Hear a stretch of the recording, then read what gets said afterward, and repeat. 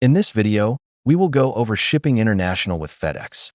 From this screen, click on Shipping in the left sidebar. From the shipping page, you have an option to select a ship from address, which is the customer's address.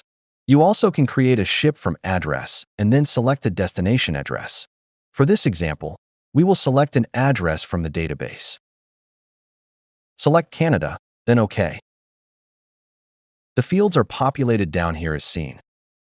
The next step is to configure notification options. Select Configure Notifications options. From the screen, you can select a recipient and a third party.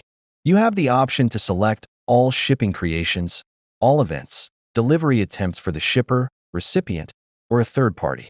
To exit if not entering any information, select Cancel.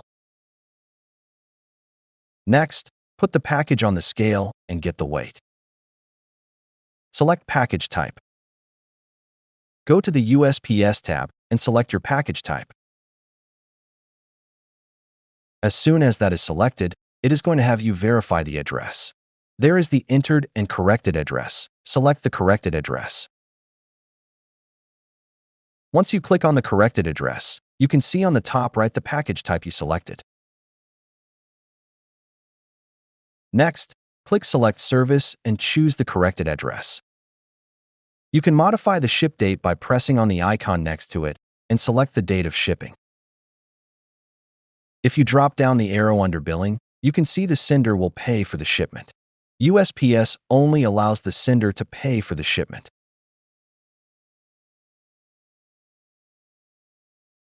The next field is Modify Extra Services. If you care about the insurance, for example, you can select that and hit OK. If not, press Cancel. Next area is the accounts. It is not a required field, but you can enter one if desired. Reference fields is also not a required field, but it is possible to enter information such as a comment about transaction.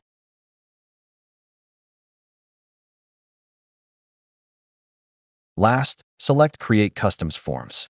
You must create custom forms whenever you are shipping international. All the green lines are required and must be filled in. First, select the contents type and the action if undeliverable. Then, fill in all the required fields in green.